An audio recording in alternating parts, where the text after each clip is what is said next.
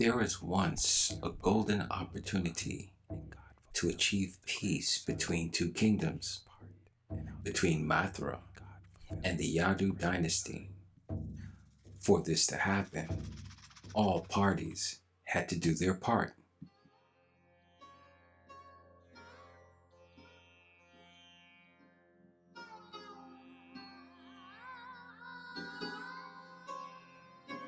As was the custom of the day, when two families joined together through marriage, there was great celebration.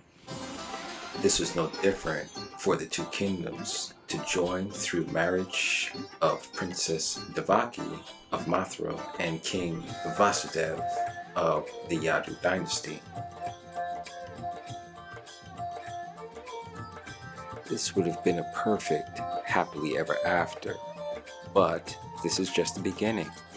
For during the celebration, the selfish King Kamsa of Mathura received a message from the oracle stating that the eighth child of Princess Devaki and King Vasudev would slay him and usurp his throne.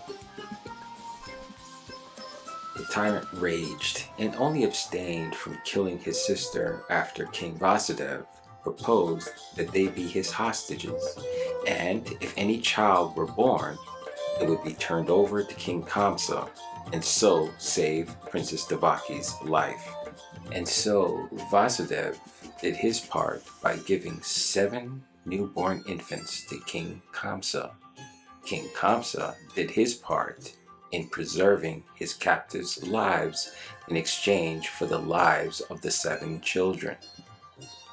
In the 9th year of captivity, Princess Devaki and King Vasudev were going to produce their 8th child to King Kamsa, but Vasudev could not bear to lose yet another child to Kamsa's rage.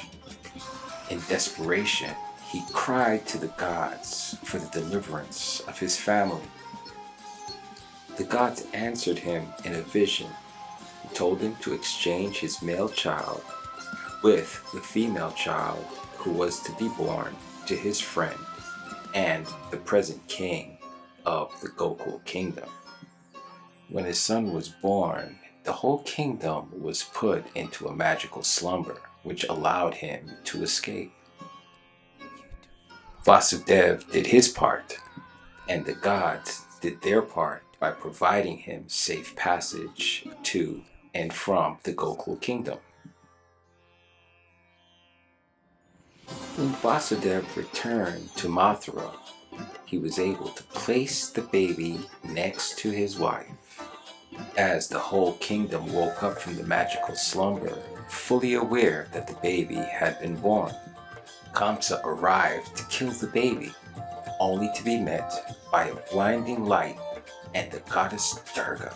The goddess stated, "Foolish king, someone low as yourself could never harm a goddess or this child," and that his usurper still lived and will, according to prophecy, come for him at the appointed time. When the goddess did her part, Kamsa did his part. Shaken and stricken with fear, Kamsa released Devaki and Vasudev and the child at that very moment. As for the boy who was exchanged and grew up in the kingdom of Gokul, well, that's another story, as the life of Lord Krishna is full of exploits, now isn't it?